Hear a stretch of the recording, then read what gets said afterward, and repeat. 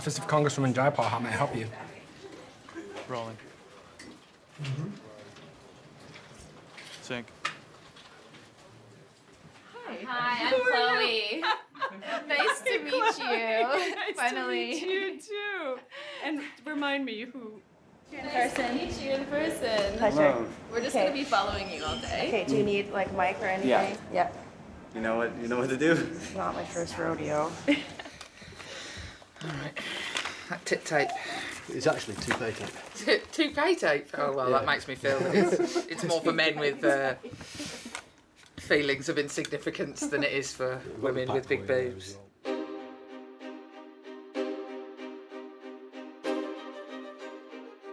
It's a global phenomenon, the things that women face. If you just look at what Hillary Clinton faced in running for president, she had to, like, bake cookies and also be, like, much more knowledgeable on foreign policy than Donald Trump had to be. No one ever expected him to put on a sodding apron and walk around with Martha Stewart talking about his favourite cookie recipe, for God's sake.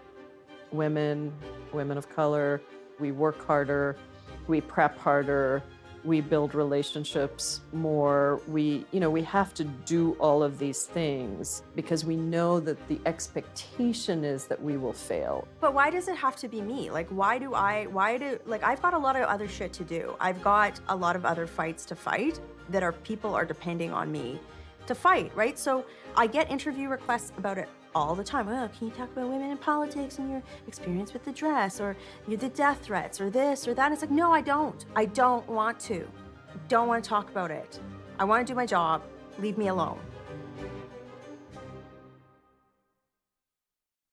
Hi, welcome to Beyond Politics. I'm Catherine Clark. Calgary MP Michelle Rempel is one of the new breed of young federal politicians elected in 2011. Michelle, this is absurd. It is absurd. I'm not running against you because there's a lot of people out of work in my province. Look, I'm a conservative in Canada. That's like the lovable villain, right? Like, you recently posted a photo of you on Twitter with your AR-15. yes. Spicy. Now, you're not just a talented politician, you're not just a Twitter queen, you're also, is the term wino?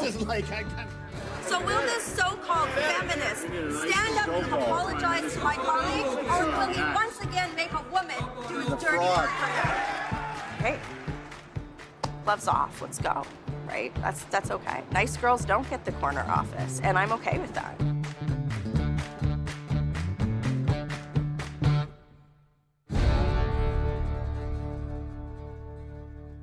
I always said that I would never be one of those politicians who just delivers a line. I'll just be myself. Jess Phillips was only elected back in May, but she's already made a pretty explosive impact. I would do anything that I felt was going to make the Labour Party win the next election.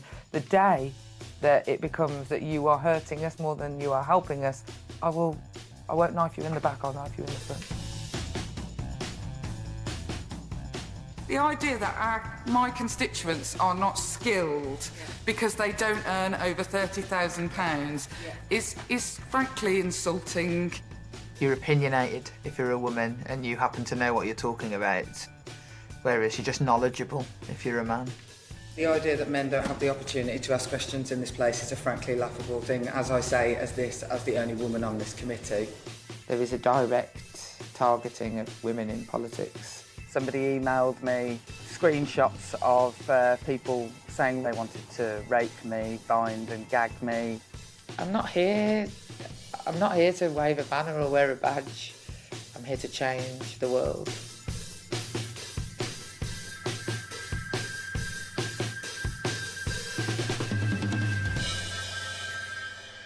You have been at the vanguard of progressive policies for so many years. Are you a seer? Because you were ahead of the curve on Medicare for All, impeachment, free college, the Green New Deal.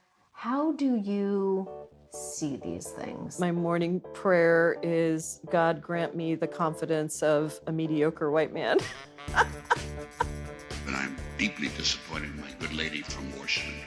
doesn't know damn thing what she's talking about. The gentleman has already impugned my motives by saying that I don't know a damn thing about what I'm talking about. I didn't say He's damn, now you called said me. it. People don't believe you're just as capable as anybody else. Mr. Barr, I just The asked effort for there a was yes to or move. no, so let me just tell you, I'm starting to lose my temper. Because I think I'm brown and I'm a woman and I look younger than I am. Mr. Barr, excuse me, this is my time. Sir. But they're wrong. You were born in India. You became the first Indian American woman elected to Congress. You moved here alone, I believe, by yourself when you were 16 years old. I did. Brothers and sisters, what we have today is nothing less than a hijacking of our democracy, and we are here to say that we will not stand for that. Before there was a squad, there was Pramila. Look, I was an immigrant rights activist for 15 years before coming to Congress. I've been arrested 3 times and led civil disobedience actions across the country. I've been on a hunger strike, you name it. The president is the smoking gun.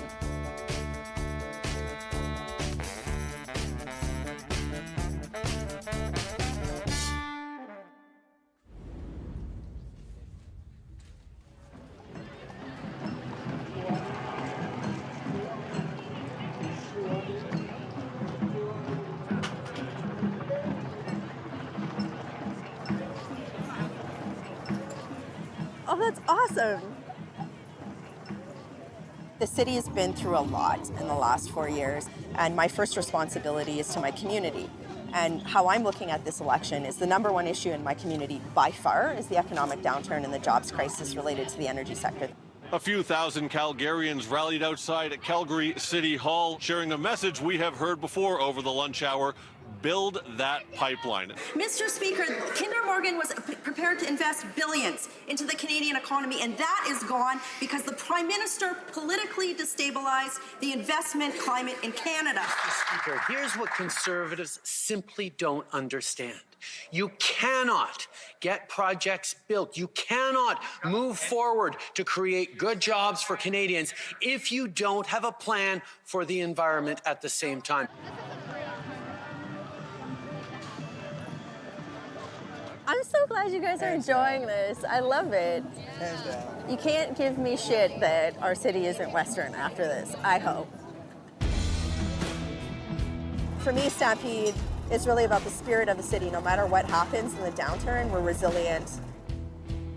We'll be going to a lot of barbecues, talking to a lot of people, saying hi. For me, it's also a litmus test to know if I'm on the right track.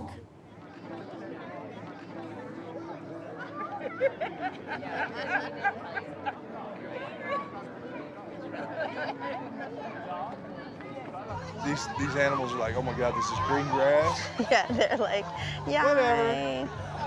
Let's go find the pastor. No, I want to play with these guys. Yeah, sheep don't vote. Let's go. Sheep. Well, I don't know. That's a little subjective. We are in Canada. Midas is like, yep, let me have the pig.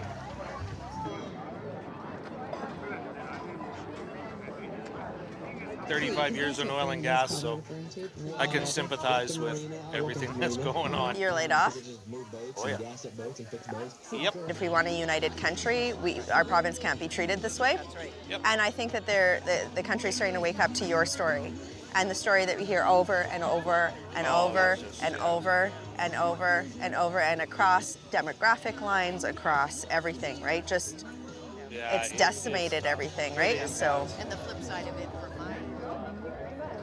We are suffering so badly. If Trudeau doesn't make the right moves here, we're going to lose a lot of money. Everyone.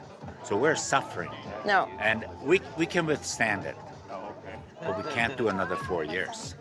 The community is not going to get back to work under the policies of the current government. So the next 4 months are going to be pretty intense. And, you know, you can see we've got,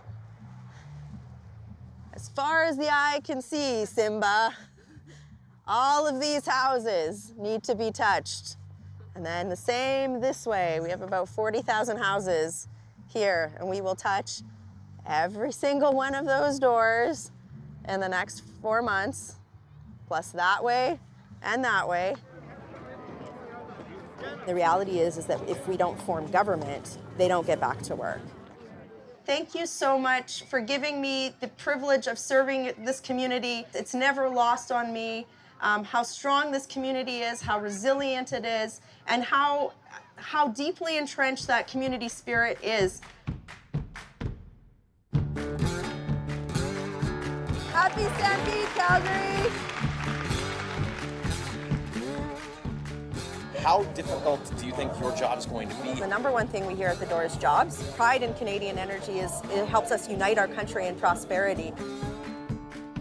We've put forward many motions over the last 4 years, specifically with regard to this project on steps that the government could have been undertaking in order to see the advancement of this pipeline. Conservatives stand for the equality of all people. It's as simple as that. Welcome home. I'm back, bitches. I hope you didn't have a bean burrito, Pat Kelly. Okay, this way? That way. Okay, yeah. This is my husband, Jeff. Oh, hi, He's Jeff. got married. Did Jeff eat? Is he happy? Where did he go? Hi, I'm Michelle. I'm your member of parliament. Need more women in politics, so. Hi, nice to see you. Nice to meet you, Michelle. A pleasure. Nice Ready to see for you the guys. big election? Working hard. Okay. Have we got the right leader? I hope so. Trudeau, just a few moments ago in Montreal, said that you were against the rights of women. Can you point to a single policy in your platform that you believe shows that you do support women's rights? Well, of course, all our policies are centered around treating all Canadians equally and supporting the rights of. Yeah, I've got a great leader. I hope he wins in the fall. I do, I really do, right? There's a lot riding on this election for these people.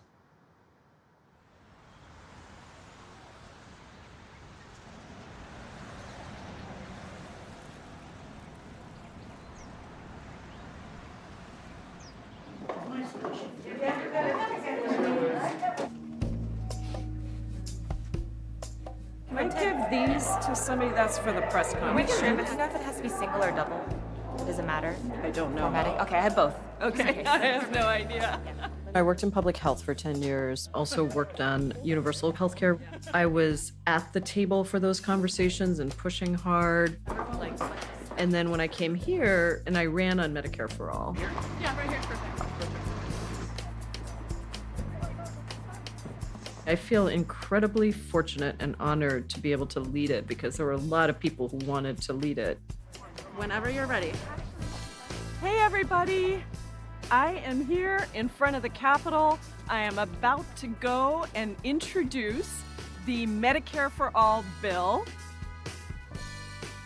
It is time to ensure that healthcare is a right and not a privilege, guaranteed to every person in our country. It is time for Medicare for all.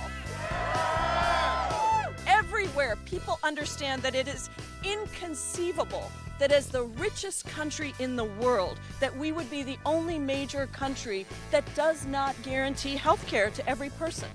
Whether you're rich or poor, you should have the same quality of guaranteed healthcare. Is this a bold and ambitious plan? Damn straight it is. If we can end slavery, if we can give women the right to vote, if we can send a man to the moon, then God, we can do universal health care for every American.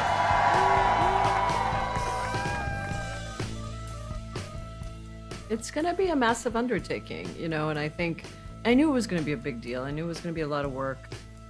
I don't think it fully dawned on me how massive it's going to be.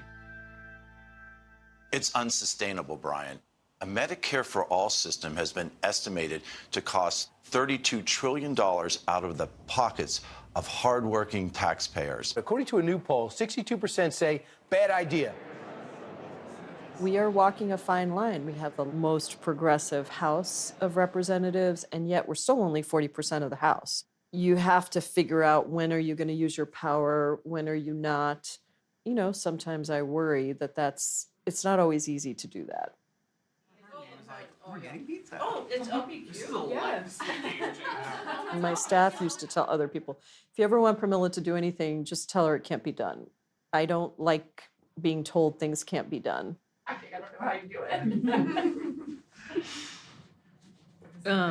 Who was that reporter at the very The person that was super edgy so and pushy. pushing himself? Yeah, really aggressive. I'll tell you. That guy was from the AP, Vidot. I'm sure are. Yes. What is his name? He is so annoying. I don't think he's more annoying. I mean, he was a little aggressive today. He was like super aggressive. Yeah. And then he took what I said out of context.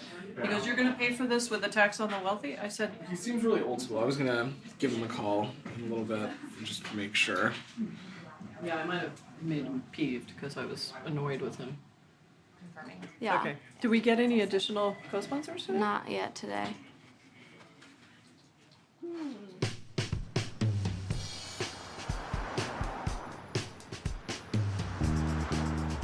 Okay. That's John Who's Take a copy of it. Hello, Jess Phillips speaking. I am the MP. That's all right. When do you want to see me? What is it about? It's not 100 oaks. Oh, you need to take a seat. I think it's very rare that politicians have an open office where anyone can walk in and just get help. I know. Oh my God! We won! Yeah. Oh my God, that feels like my whole life. Like we weren't just shouting into the void. Exactly, that's exactly how I felt. Oh God. I came from running charity services, so I just took the model that I was used to in running community services and carried on doing it as a Member of Parliament. Thanks for coming in. Thanks for your help. You take care now. Bye-bye. Bye-bye. And then bring it at the end. Okay, look. Your solicitor knows best. So follow All right, then, brilliant. What was your name, sorry? her advice. You're heading from the East But team. if it doesn't rule in your favour, don't worry. Okay, brilliant. The things that we are specifically fighting for, the domestic abuse bill. We've been working on the domestic abuse bill for 3 years, trying to improve that, make sure that it includes all women, and making sure that the government isn't just a fudge that says basically, yeah, we like victims of domestic violence, we think it's bad that happens to them. So come in at 3 on Monday, I'll put it in my diary and we'll just write the statements together. Thank you very much. Thank you so much. Don't worry. Thank you. It's going to be all right. Bye, Salma. Take care, Samantha. Would any of you like a cup of tea? I'm good, thank you. Yeah, all right. Tell me, Jess, where is Boris? Where is Where Boris? is he? He's probably sunning himself on all of his cash. Okay, what's your name? He's probably be the Prime Minister by the end of the year, though, won't he? Has he got a picture of him, Grace?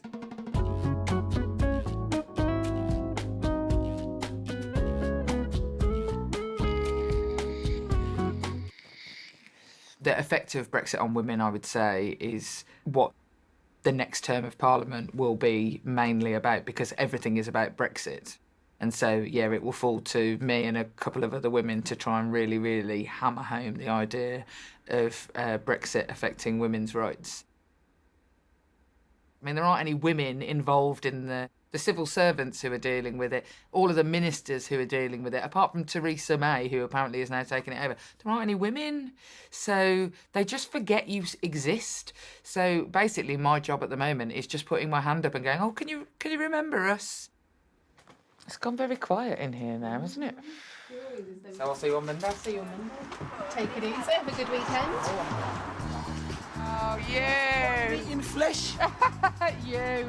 Me, who am I? You taking the mick. I'm being deadly serious, Jess Phillips. My name's Steph, nice to meet you. Nice to meet you. I'm just about to go off to a meeting, but that's my office there. Come in and have a chat with me. Nice to meet you, Miss Phillips. See you soon. See you soon.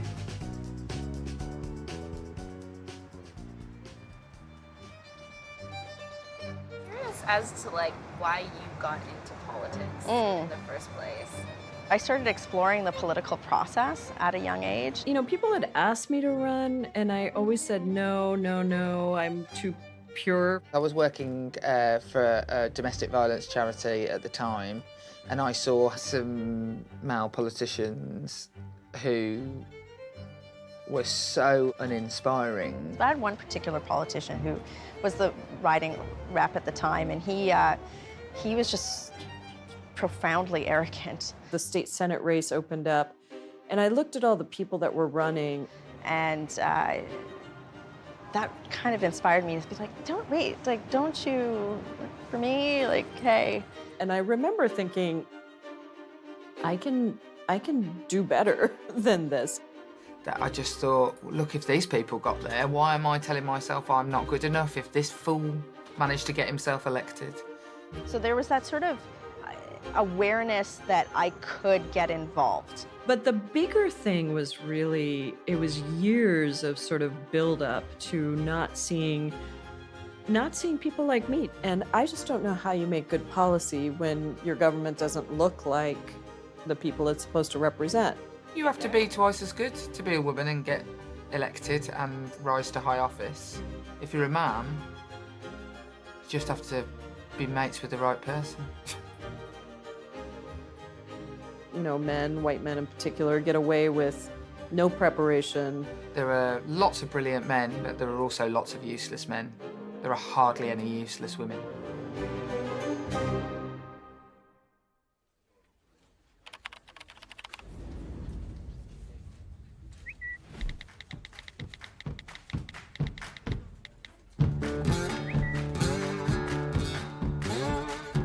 For a moment, the country is in for 40 days and 40 nights of non-stop political drama. This election is going to come down to one important question. Who do you trust to put more money back in your pockets? Election day is coming up fast, and Canadians will be making an important choice. For the next 41 days, you are going to see me busting my back end. You are going to see me working hard, fighting, making sure that we're taking this message from coast to coast to coast.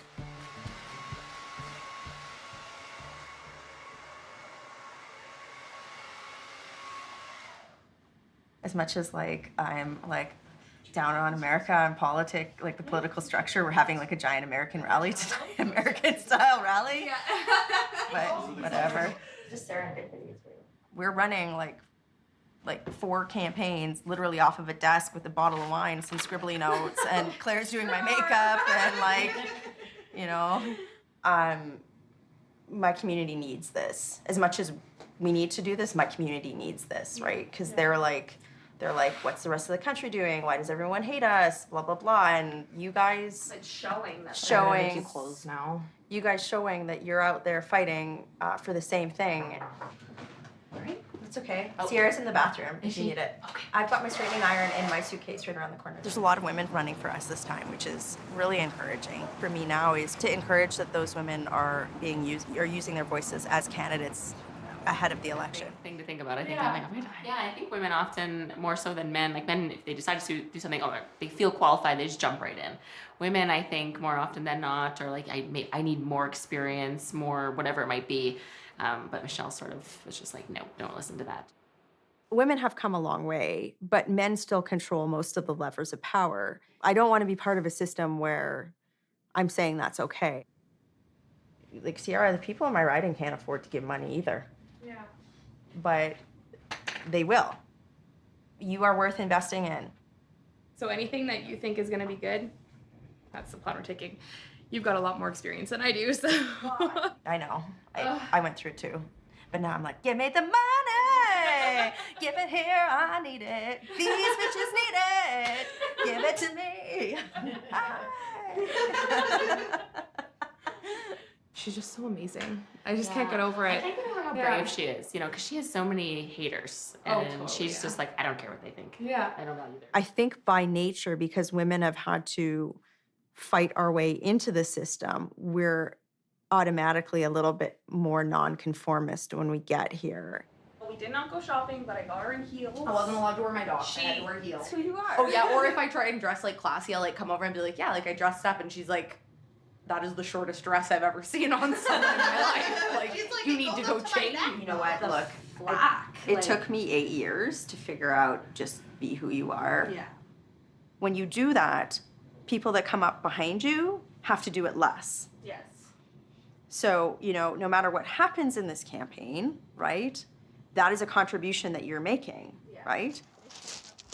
Claire, don't go through here, you'll die. Don't, oh. How are you doing that? I'm really used to walking in heels.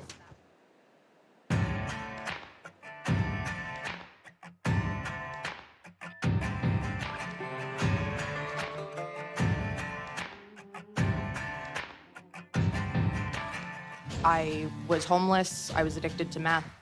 I was reprimanded by the RCMP officer for not listening to my parents, but what he didn't know was that my stepdad had beat me that day. My family were prairie pioneers, and their hardships are part of my DNA. I cannot tell you the white, hot anger that I feel when you come up to me at events like this afterwards telling me about how you've had to lay off your employees or close your restaurant, or the woman who phoned my office who was in tears because she was prostituting herself because her husband had been out of work. They don't care.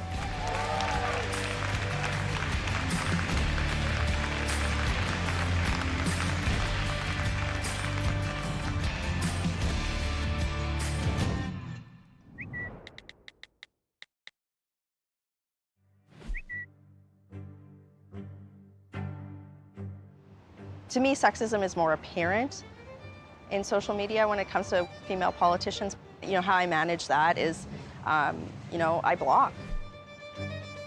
I block copiously, right? If I'm gonna be authentic and have an authentic voice and stand up for my constituency, I also have to be in a spot where, you know, I can manage that constant stream of hate.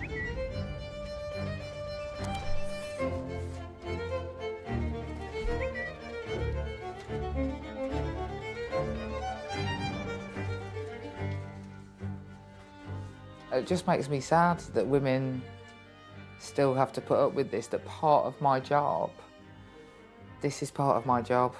There's no question that I am cautious about my safety in a way that I've never had to be. Well, I'm a brown immigrant woman. You know, I have been in the situation where I had to have police outside my door because of the death threats I was getting. I will be a target. I will continue to be a target. I'm not going to stop speaking out. I will never stop speaking out. Now, I've currently got a police case of a death threat against me from somebody within the Labour Party, and it's very shocking and sort of slightly, I suppose, following on from the Joe Cox murder. Just before 1 o'clock today, Joe Cox, MP for Batley and Spenborough, was attacked in Market Street, Bristol. I am now very sad to have to report that she has died as a result of her injuries. I was with her the night before she died at her house. So I sort of couldn't compute it when I was being told that she'd been shot. It's like I was just with her. She can't be dead. No, yeah, she was shot by one of her constituents outside a local library where she'd been a million times. Terrible. You know, if I say to you, how would you change the world? Is there a simple answer, you know, a one key goal that you have? The way that I can change the world, I suppose, or that I am aiming to change the world, is through the liberation of women.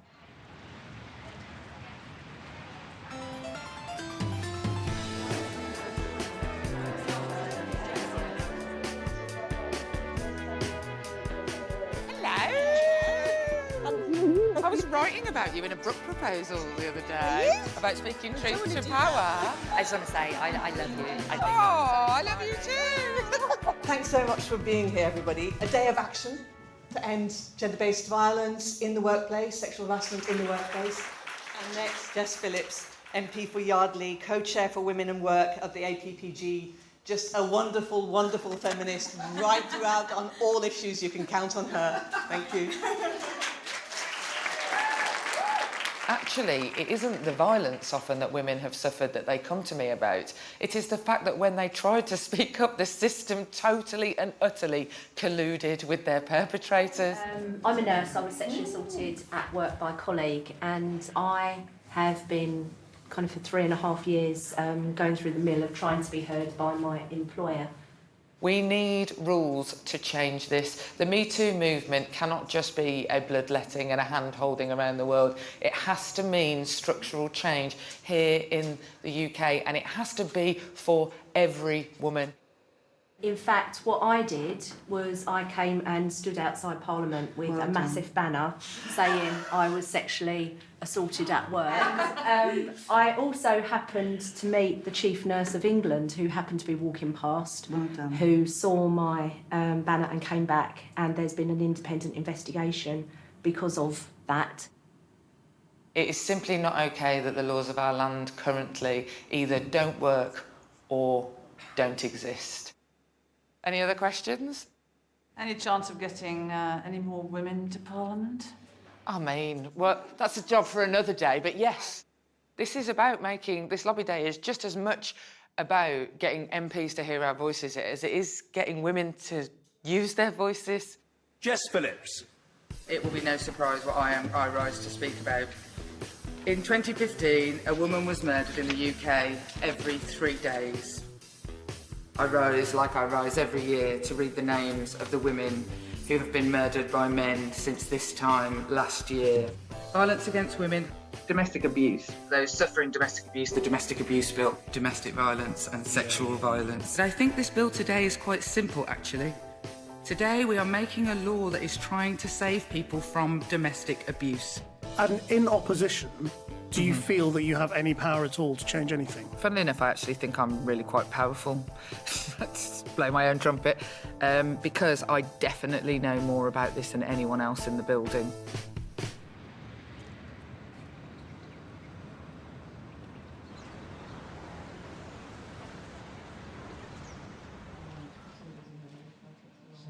We'd like to open it up for questions. If you have a question, please introduce yourself and say the media outlet you're representing and go ahead and ask your question. Let's try our best not to speak over one another and let's go ahead and open it up.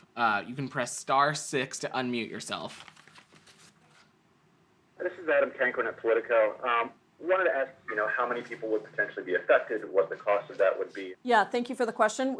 We have taken this very seriously, actually. If you look at healthcare costs today, 18% of GDP, the reality is once we have a healthcare system that is working, it will no longer be a drag on our economy. What are the things you don't address in your proposal, or at least I haven't seen in the summaries I've had, is how to pay for a system like this? Well, I mean, the first thing I think about, because everyone always says, how much does it cost? And my question right back is, how much does it cost for us not to do anything?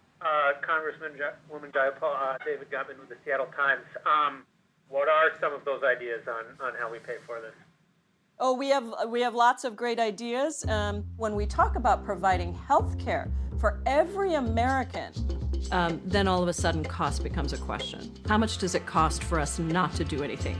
It never really is about cost. It's really about who loses if the system changes. And that is the insurance companies and the drug companies that lose if we actually transition to a system that provides health care for everyone. This is a real plan. This is a real plan. It's been developed over months with many experts at the table, many advocates at the table. It has an unprecedented coalition of support. I literally, maybe you can tell from the passion I have around this, I do not understand how the richest country in the world cannot provide health care for all of the people within the country. I just don't get it. Do you see any downsides to moving to a Medicare for All system? I'm introducing a very different bill with a real plan. And you can disagree with parts of it. There are better ideas that we should incorporate. I'm looking forward to having a conversation with my colleagues to say, okay, let's find the best way, but let's try to get there. It's a wrap. It's a wrap. All right. They had them, they were coming in fast. They're coming in fast. All right, anything I shouldn't have said there? Take those chocolates away from me. Maybe our film crew would like some chocolates. Turn now to the deepening divide within the Democratic Party, an issue that came into sharp relief last weekend. Let me be frank with you and raise the issue that I think is on everyone's mind. What is the best way to defeat Trump? The Wall Street Journal is calling people and asking them about this and saying, isn't this going to divide the Democratic Party? Do you want the party to lose the House? So they called Barbara Lee, they're calling Donna Shalala.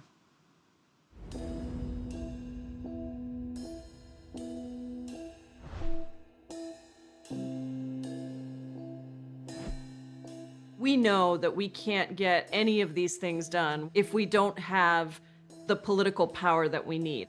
And if we don't get Donald Trump out of the White House, if we don't get Joe Biden and Kamala Harris in, then I really believe that we are headed even more quickly towards a fascism and towards a country that is no longer a democracy. And I mean that with all seriousness.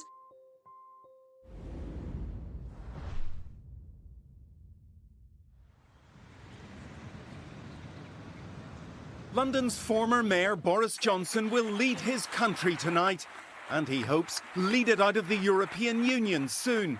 Brexit is his priority.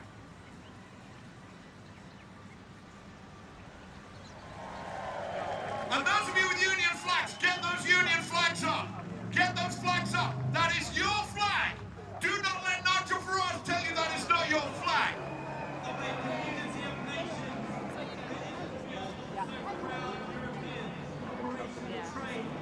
Hello. Forgot about you. I got all the work done in the car. How are you?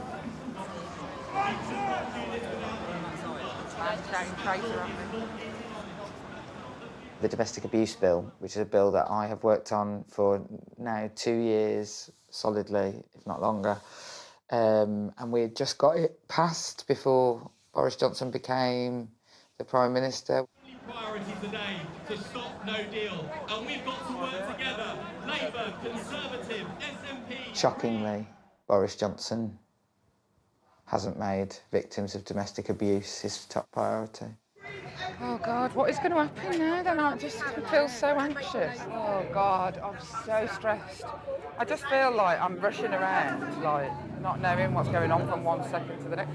This person puts her money where her mouth is, like very few people in politics right now. Bring it up for Jess Phillips!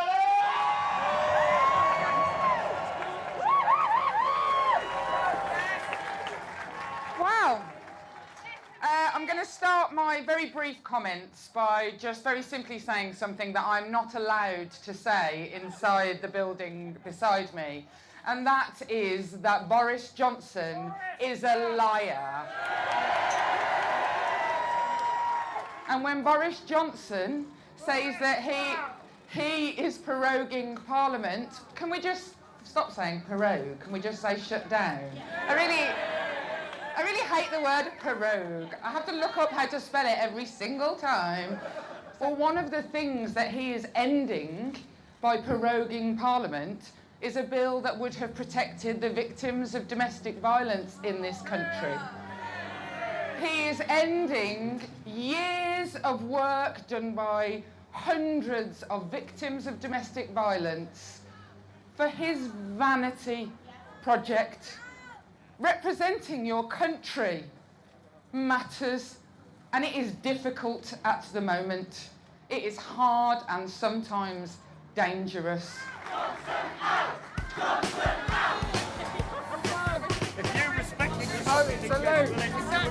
I respect democracy, and if people don't want to vote for me, they don't have to. That's the way the cookie crumbles. You won the referendum, and you were trying to overturn it. You're a left-wing coup. That's what you are. You are bloody marvel. Thank you. Oh, don't worry. I know you're a tough. You're absolutely no problem to me. I love that. I love that. Thank you. Thank you. Oh, God, I want to cross the road. Oh, I'm part of a left-wing coup. Hey!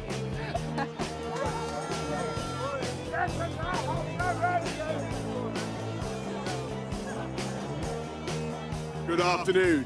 I've just been to see Her Majesty the Queen earlier on, and she agreed to dissolve Parliament for an election. We are ready for an election. We're going to go out there with a very strong message. You're a member of a traitor Parliament. You do realise that, don't you? Right, okay, well, I mean, the good people of Britain don't have to elect me again. I suppose that's the way it works. Thanks. Love you. Oh, thanks. Thank you so much. No, honestly, you're an absolute hero. We were fighting together. That's. If you don't like the way I behave, then they don't have to vote for me. Where's the respect in that? You have to go forward.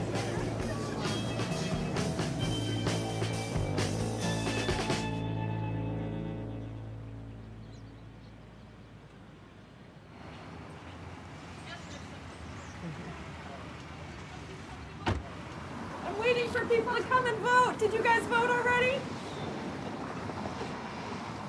Thank you for voting. Of course. Yes, fabulous. I voted already. Oh, fabulous. Yes. Thank you so much. Yeah, of course. Yeah. Thank you so much for voting. I'm your representative and we really appreciate it. And look at your little one, so cute. I can't believe we're in the midst of a really close election right now. For a president who is so racist and xenophobic and constitutional destroying and corrupt and cruel that it's difficult for me to believe that this is a close election. And yet here it is. We got to take our country back, and I just want everybody on the day after the election to at least feel like they did everything in their power. So then when people say, well, yeah, he's racist and he's, but he's doing good things for the country, then what that tells me is even more disturbing. And that is a stunning thing, even for a hope dispenser to take in. So, and we both work in the performing arts, so we've been unemployed. Oh, I'm sorry, yeah. I believe that we have to build a bigger movement. We have to organize. We can't agonize, we have to organize. Right. What's your name? I'm Katie. This Katie. is my husband, Ross. Hi, nice to meet you. And I love that you have a Medicare for All Pramila for Congress mask. Yeah, me too. Me too. Take care. Nice to meet you. And now I'm proud to announce somebody who is just an absolute rock star. I have no idea when this woman sleeps. If we are going to defeat corruption in this country, if we are going to actually adhere to the Constitution that we have in this country, we have to get Donald Trump out of the White House. The future of our American democracy is on the ballot. Fascism is on the ballot. You can choose Joe Biden and Kamala Harris, and you can say no to fascism. And then we've got to make sure we bring back a really progressive House so that we can pass some of these bold ideas. We need to make sure that everyone has health care. We're in the midst of a pandemic, and 27 million people lost their jobs and lost their health care. Thank you for voting. I'm Pramila, your representative, and I so appreciate it. Hi, I'm Pramila, your representative. Nice to see you. Also, we're part of democracy. I'm gonna have to get one of these.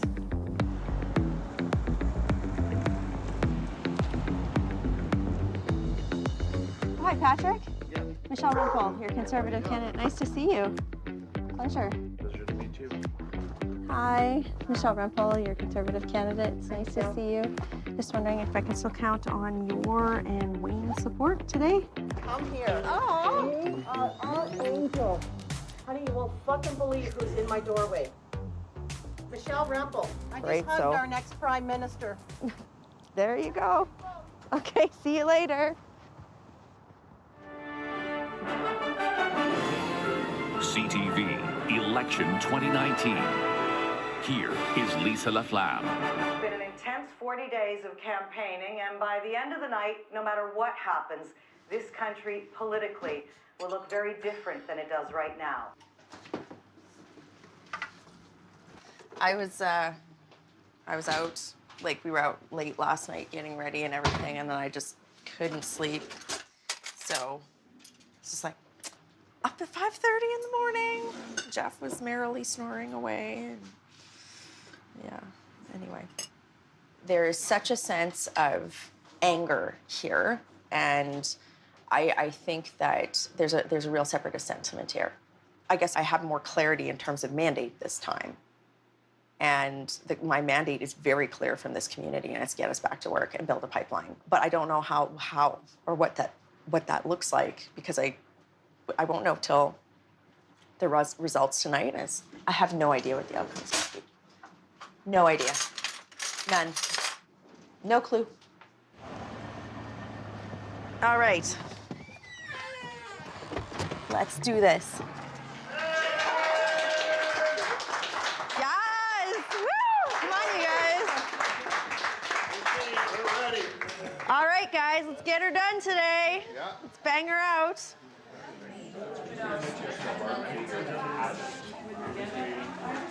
I know, thank you. It's different when your name's on the ballot, you know? And like everyone's out here and working so hard and stuff, and it's like, you know, it's like a lot of pressure, right? Hey, Jackson, you're awesome. Did he? No, I just wanted to let you know. I don't know, I just don't want to let anyone down. Why would you let him? How could you let him? I don't know. That's you. What? Don't hiss at me. I'm here to support you. Okay, guys, it all comes down to this. You've got just a few hours left to get out and vote. There's thousands of people, hundreds of thousands of people who have been out of work because of the punitive policies put forward by Justin Trudeau against the energy sector.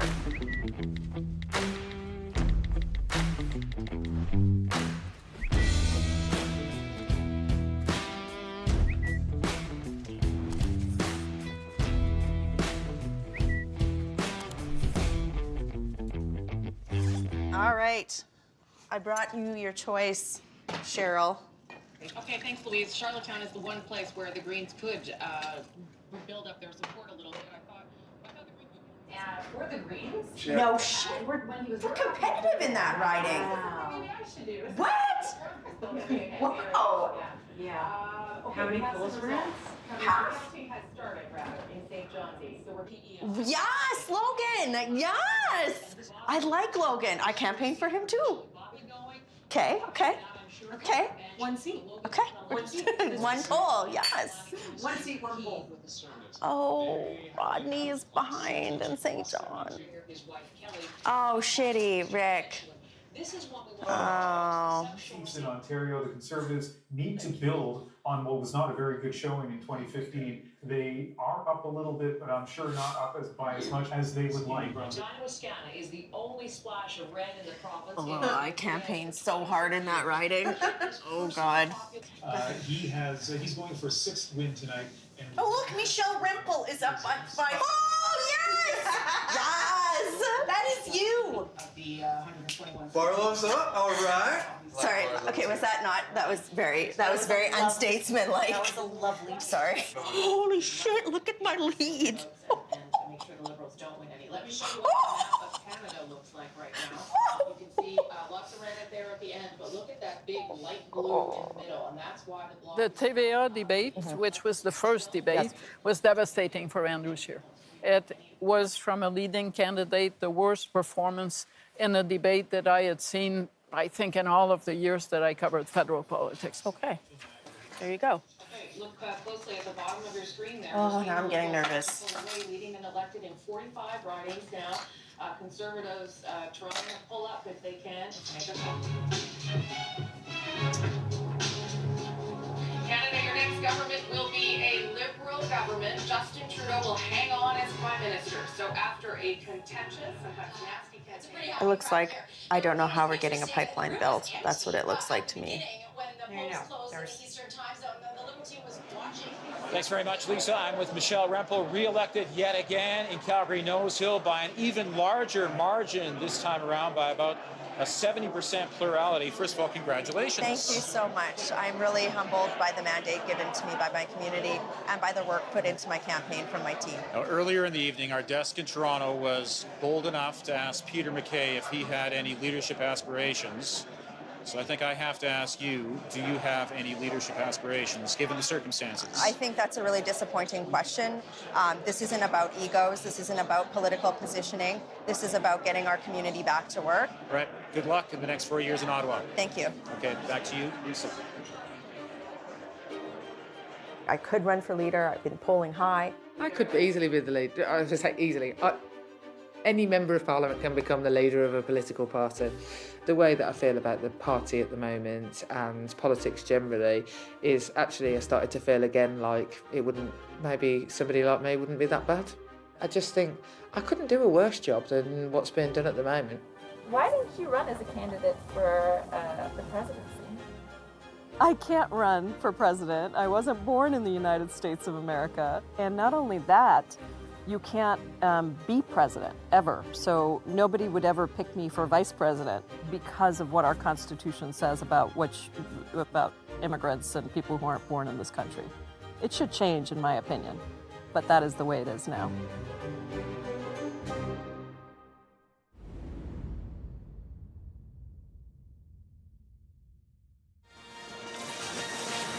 Hey everybody, welcome back. It is 11 a.m. on the East Coast, 8 a.m. out west. If you're just opening your eyes out west and having a cup of coffee, we got some news for you. Look how tight that margin is. It's the hair of the chinny chin chin. I was really nervous. I had a hard time sleeping. If you managed to sleep last night, things changed. You know, I was watching the news incessantly, just flipping from channel to channel to channel. We can now project that former Vice President Joe Biden has been elected President of the United States at 77 years old. Yeah. Oh, thank you! Thank you, voters! The results seem contradictory. Democrat Joe Biden received the most votes for anyone who's ever run for U.S. president. But it was hardly the blue wave Biden hoped to see. How could so many people vote for Donald Trump? I think that was a very painful feeling and continues to be a very painful feeling for many of us. You've changed the future of our country for the better. Boris Johnson secured an emphatic victory in the UK election held on December the 12th. The Labour leader Jeremy Corbyn is apologising today for his party's disastrous performance on Thursday's election.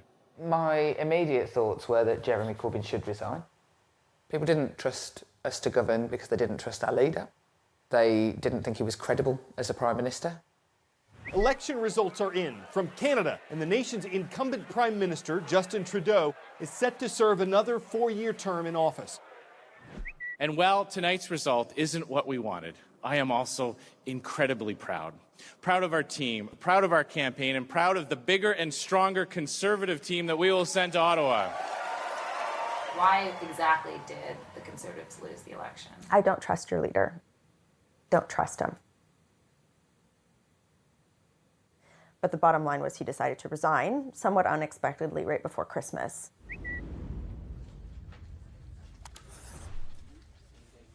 And rather than sort of taking a period of introspection and saying, you know, hey, what do we stand for as a party? Where are we going? It was just like immediately like popularity contest. We need a savior. But Michelle Rempel Garner, people keep mentioning you as a possible leadership contender. Let's go. Are you considering it? I could totally do this right now. I've got reach. I've got the package if I want to do it. But do I want to do this? The Labour Party could no longer go on under the same leadership. I was waiting for someone to stride in on, you know, like a knight on a white horse and be saying the things I thought that the Labour Party needed to hear so that I didn't have to do it. And they didn't materialise. I want to be the Prime Minister so that I can make systematic change rather than just helping people one by one. So I decided to give it a whirl.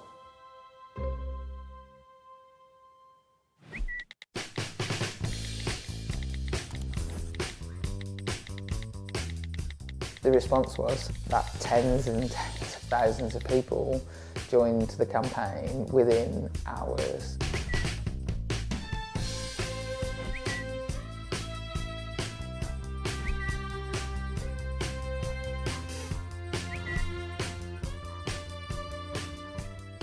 It wasn't an easy decision to make. I can't say that I wholly wanted to do it. I am part of the thing that will make the Labour Party better for the country. And so if you think that, you should step forward and give something a go. This is where I'm at on this. I don't think I can win.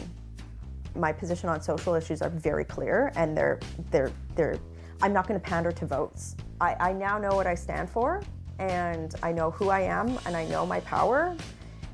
So I'm going to be putting out a series of very spicy policies in the next 10 days to 2 weeks that will not be approved by the party. They will not be vetted by my caucus. They will not go through a policy, because I want us to start talking about who we are as a party and where we're going. So here we are. Giddy up.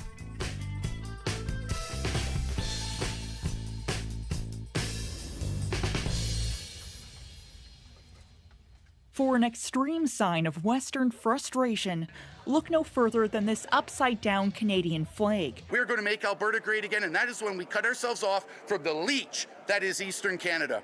The hashtag Wexit trended on Twitter for days. People, like, part of this is going to be the firearms community, right? And they're going to say, where the fuck are we in this, right?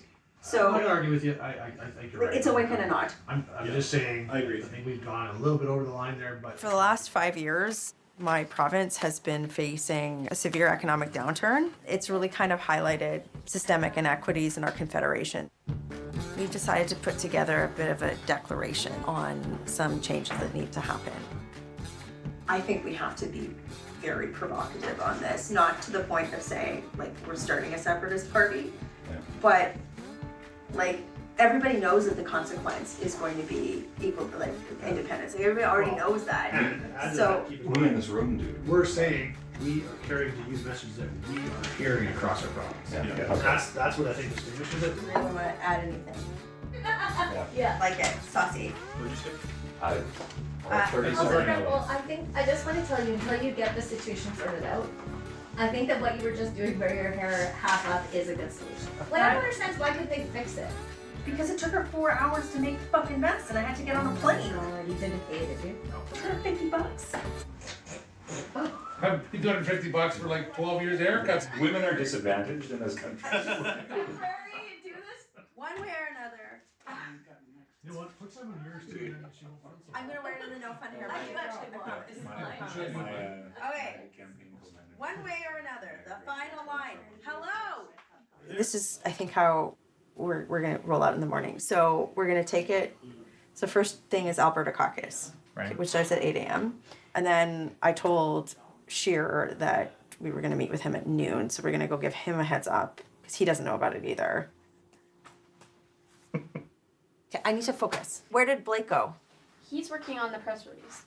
Did you send him a draft of it? Can you just keep an eye on him and make sure it's not like boring? Spicy. Has the content Tell him been to take it up a varied? few chilies. Do we know if the content's been cited yet? It's the opening line. Like, and I don't want it to be like, burr, burr, burr. Yeah. Burr, burr. Martin, I need an opening line. What's something passionate and spicy? You're threatening nuclear by putting the word independence in there. I don't want to budge on that. Part of this exercise is making the country understand that we are not like how pissed people are, right? Tomorrow is going to be, I know how days like this go after doing this for 10 years. Best laid plans never actually go. When I read the manifesto, it's like poetry. And it makes me really proud to work here and for you and for Albertans. Now I know what a trailblazer means, actually. What do you mean? Like, it's like you actually need to be the first person to say something in order for everyone else to have the courage to say it. Yes, honey.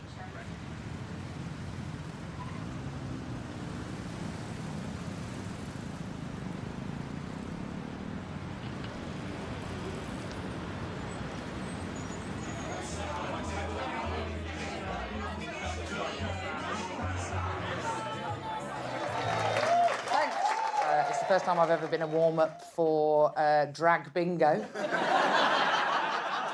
I hope not the last. And the simple message that I feel we failed to get across in the last general election was, do you remember when things used to get better? Do you think in the last 10 years that your streets are safer? They're cleaner? Do you think that your kids' school has got better? And do you think that the hospitals are better? And they were like, oh yeah, no, they're not, are they? Because we forgot to talk about how good Labour governments are for people.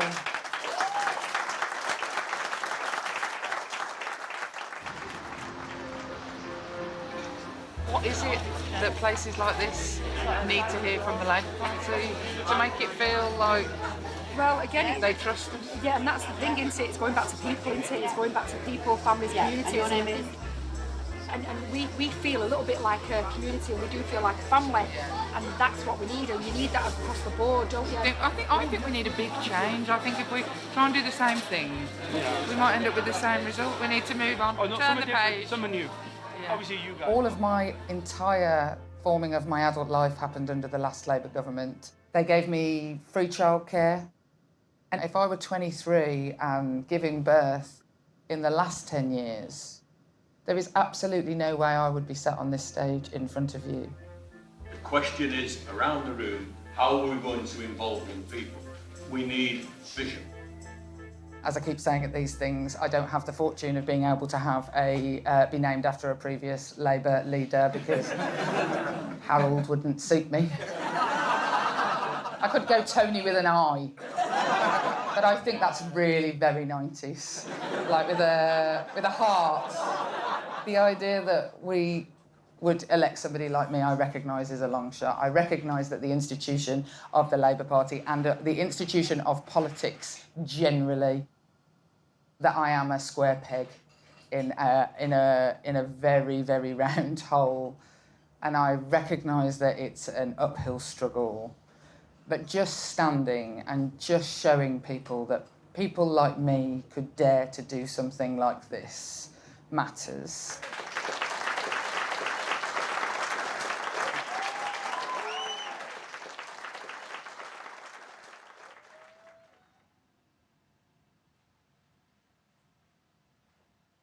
I understand the appeal of Medicare for all, but folks supporting it should be clear that it means getting rid of Obamacare, and I'm not for that. I knew we weren't going to get Medicare for all, and I knew it was going to be harder than, say, climate or some other areas where Biden hadn't put his stake in the sand. It just means I'm going to do everything I can, being out front of him, some places where he's not comfortable to go, and in other places pushing him as much as we can to the position we feel he needs to be in.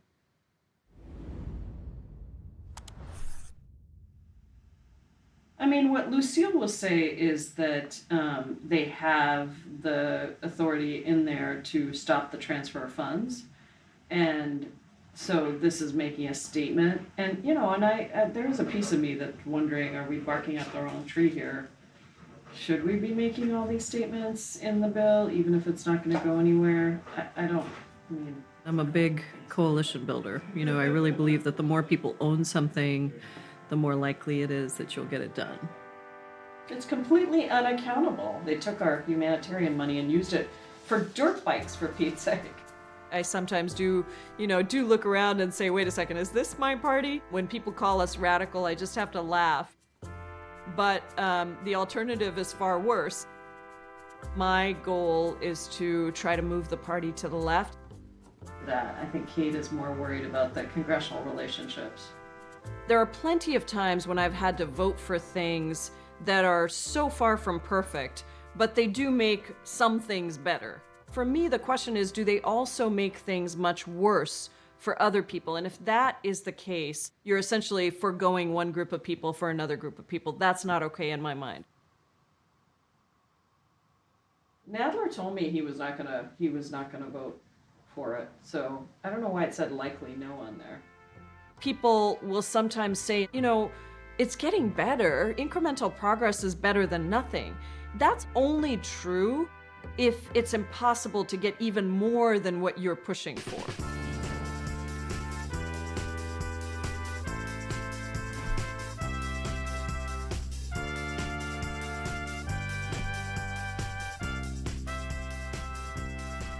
Do I hold out sometimes because I'm only getting 10% and I think we should get 20%? Absolutely.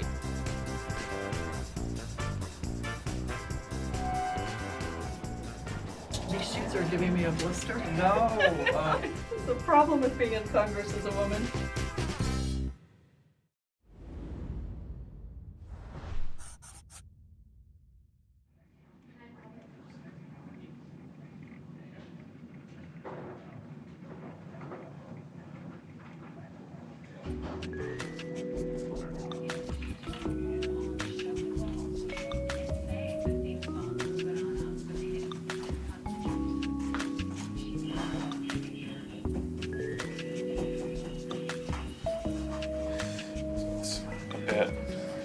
probably dependent on how this meeting that there should be coming. They should be done, the leaders meeting, shouldn't they?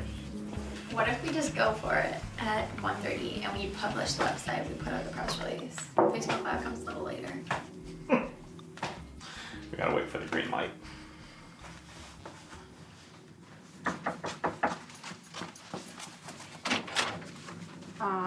Off till tomorrow.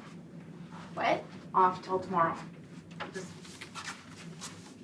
I was told to tell you. That's all I got.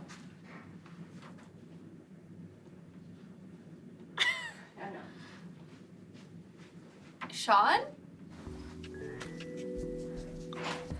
Oh, okay.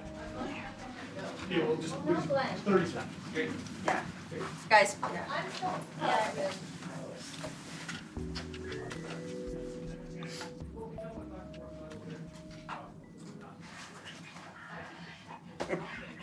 How did that go? The team shared lost their nerve for sure. It's like it's either death by committee, death by lack of courage, death by, oh, it's not the right media day. If we are not making progress on this issue, it is literally like I don't know why I have a job. This whole idea of like we need another week to think about it. It's like, well, but what about, like, again, I come back to like, what about the guy that's been out of work for 3 years? Like, when's the right media day for him to do it? That's the point I made. That's the point I made. It's like, I just like, all of this bullshit. It's just.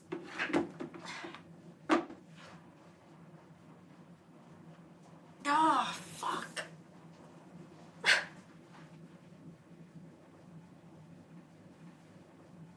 I don't understand when having some ideas became like analogous to like disloyalty. I just can't fix this. I'm like, I just so frustrated.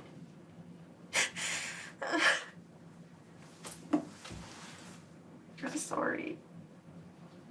I just don't know. I just don't know how to get this done. I just don't know. I can't go back home not doing something.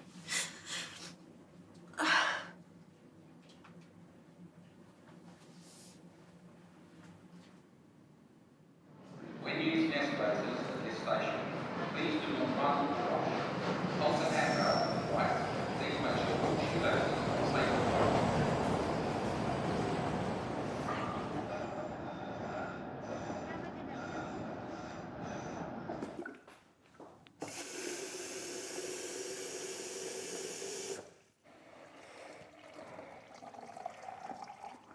I decided to stop doing it when I realised that the likelihood of winning became very unlikely. The Labour leadership race is narrowing from 5 to 4. With no union backers to her name, the high-profile backbencher Jess Phillips has decided it's time to call it quits. She may have had a lot of support in Parliament, but beyond this bubble, Jess Phillips was battling to remain relevant. But uniting those other bits of the party, when the party has been in such a state, if people didn't see me being able to do that, then it would be incredibly difficult to do it. Also, I just started to feel that the process was making me dishonest. The political establishment is shit. It is the antithesis of what people need. What I found was I started to feel a bit like I was being forced to be something that I wasn't, rather than fighting it as I am. The political establishment values women that they can tokenize. And yeah, that would fundamentally have harmed me and the possibility of me using that to improve the Labour Party going forward had I carried on. Women that will be quiet and smile and be in the photo ops and carry the shitty lines and be the scapegoats. Yeah, it was the desk of tears. I was devastated. I was. You know, I did feel a pretty big, you know, I thought it was like a layer of naivety that I didn't know I had violently stripped away from me, right? It was like a betrayal of epic proportions. I felt like nobody around me had courage. And I just hope that with my experience and kindred spirits in other parts of the establishment, that those who come behind us won't have to feel that way.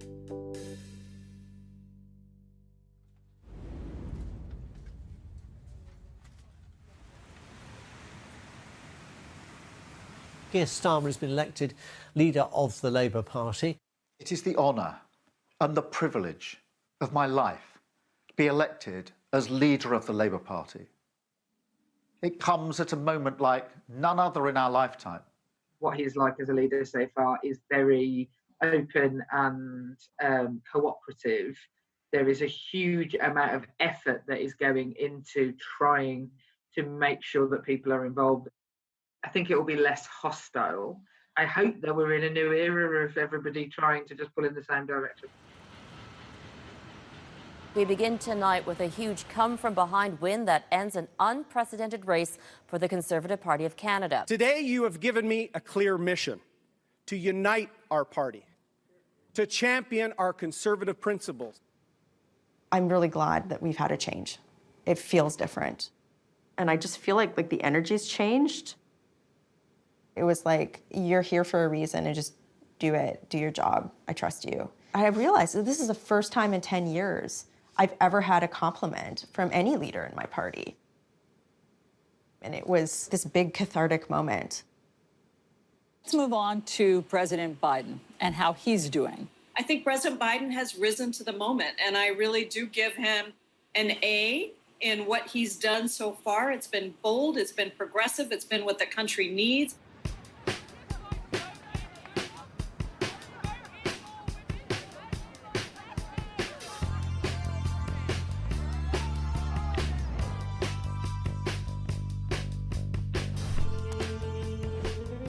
I feel incredibly valued by it. And for the sector, for the people who I've worked with for years, they are like, we can't believe one of us is there, and it feels like a win to feminist campaigners and activists. I truly think there is a place in politics for a touch of the maverick. And so I suppose for the rest of my political life I will commit to sometimes making arguments that will make me deeply, deeply unpopular. I had to explain to that constituent earlier that I couldn't raise her very urgent case not to be deported because of domestic abuse. I became a politician because I wanted to see systematic change.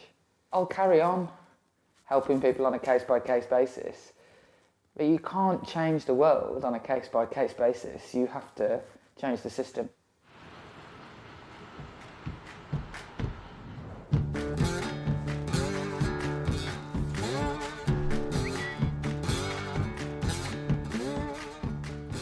I'm in a position right now where I can affect change on the #1 public policy issue in the country. I know I'm gonna have success on this, you know, for the community. Sean, do you have that stuff for me? Like, I want to use this to impart the need for action, right? So, if somebody watches it, I want them to feel like an adult is in charge. But the undercurrents are still there. If you are actually bold and courageous, I think you become a problem for people. And it actually takes a leader who is self-assured enough to work with you. We must put our people first, all of them. We must be radically compassionate, radically selfless, and radically courageous. My power is derived in my community, right? My community supports me. I got my mojo back, Midas.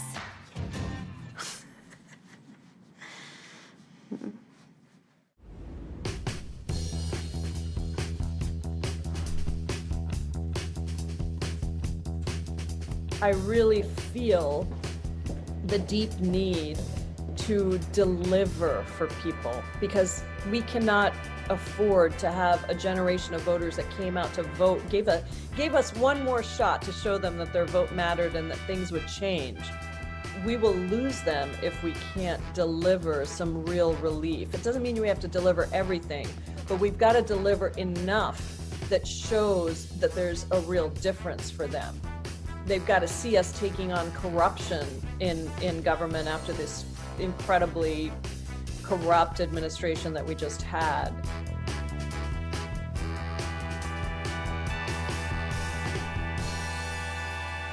I don't think I ever imagined what incredibly hard work it is. You know, like I just work all the time.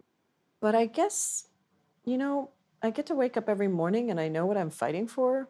And if something were to happen to me tomorrow, God forbid, I would say from wherever I am that I've done everything that I could, that I spent my life fighting for things that I believed in for other people, for the common good. And to me, I don't think there's that many people that get to say that. That's an honor. Emily's looking at me because it's time. Time to start walking. Thank you so much. Yeah. Oh, yeah. Oh, yeah. So Okay. you can leave us at security. Do you think you'll have to come back again? Yeah. Oh yeah. Just, I mean, how long does it take to make a documentary? It's amazing. It takes years, it seems. What do you want me to do? Let me whip your mic off. Oh yeah, I forgot that I had it on. And then you can. Yeah, it would you be going. weird for me to wear it. Can I just get her? She's going down the hall. Yep.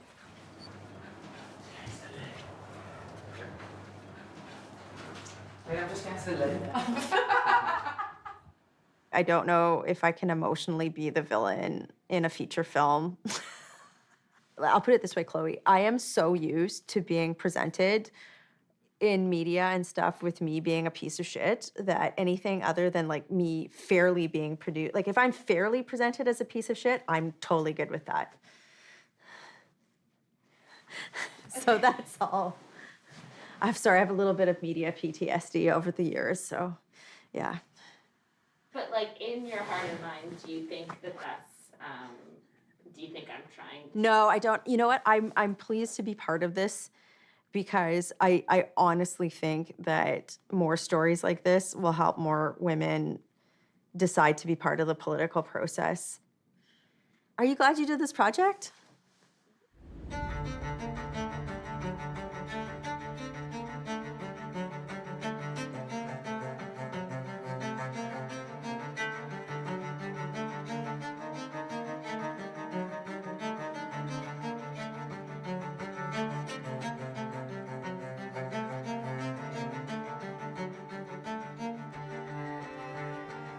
I have not eaten yet today, and I'm really hungry. I'm so hungry. That's good. Because we're all good. Good. I was just hangry. Hi. Good to see you. Good. Okay. I still haven't eaten though. Do you have any food? I'm gonna pretend this is a protein shake.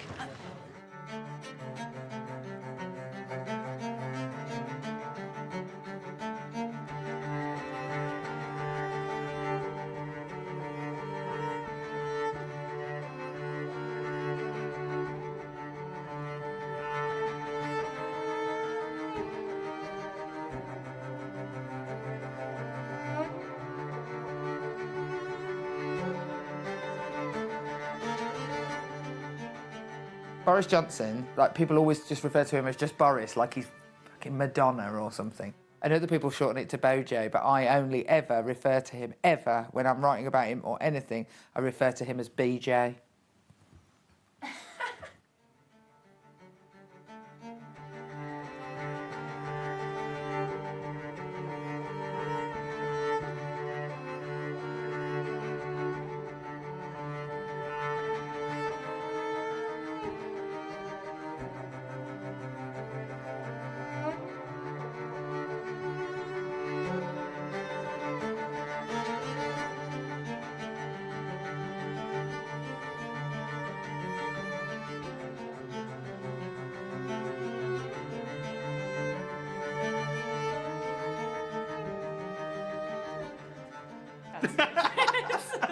Look, when you are exhausted and bleary-eyed, and you're like, "Why Yes, did you can say Why I did told I think you this is so. a good idea?" We have literally, it's on film. So much evidence. So we have so much I know. evidence. No, but listen, I really can't say no to Cleaver.